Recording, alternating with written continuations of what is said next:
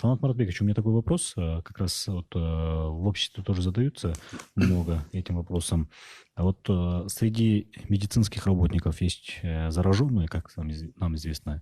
Это по какой причине это происходит? Вы знаете, на самом деле сложный вопрос. Вот, и я думаю, что я бы хотел бы вот чисто как бы, ну вот, опираясь на комментарии наших вот коллег, которые недавно приезжали из Польши и из Китая. Знаете, вот одна из причин, на которую указывали наши вот коллеги. Во-первых, я хочу сказать, что вот наши специалисты из Польши, из Китая, они ознакомились со всеми стандартами лечения, которые мы используем, они полностью поддержали и согласились, что у нас в Кыргызстане все проводится на таком хорошем уровне, имеется в виду организация лечения и вот проводимое лечение на хорошем уровне. То, что касается вот почему медики заразились, но здесь вот есть, я думаю, что объективные причины, и они об этом говорили. Одна из причин – это то, что, к сожалению, это новая инфекция. Коронавирус сам по себе, коронавирусная инфекция, она высококонтагиозная.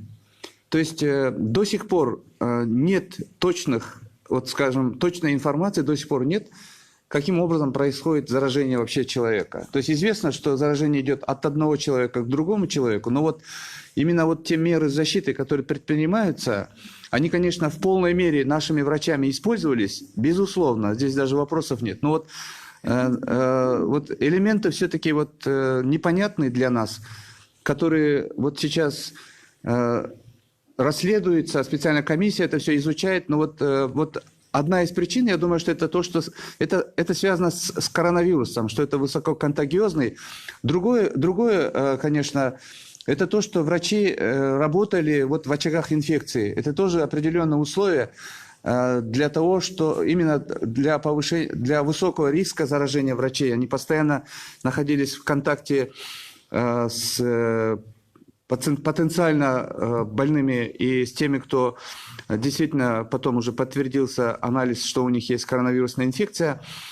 Вот. Ну и, как уже говорили, готовность самих врачей. То есть вот как бы все было обеспечено, но опять же это первый опыт. Я думаю, что здесь тоже, возможно, вот эта роль сыграла, что вот первый опыт работы с этими больными, с организацией помощи, вот это тоже, можно сказать, как-то повлияло. Поэтому вот об одном я хотел бы сказать, что вот мы работаем с докторами нашими, и мы постоянно в контактах, и мы знаем ситуацию хорошо.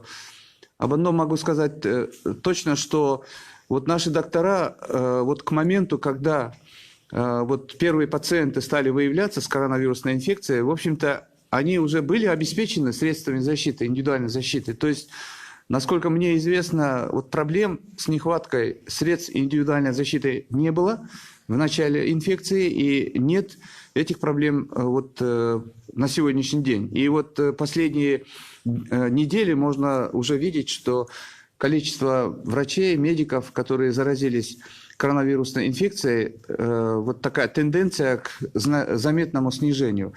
Ну, трудно, в общем, комментировать этот вопрос, но вот я постарался передать ту информацию, те комментарии, которые были сделаны нашими коллегами из Польши и Китая. Одно очень важно, вот сейчас такая ситуация, когда просто нужно действительно, комиссия есть, выяснить, почему это все происходило, но мне кажется, вот очень важно здесь не пытаться искать виноватых, не пытаться вот какие-то вот такие вот искать негативные моменты, а наоборот, вот на основе той информации, которая имеется, конечно, на будущее вот выстроить такую более эффективную защиту наших коллег-врачей.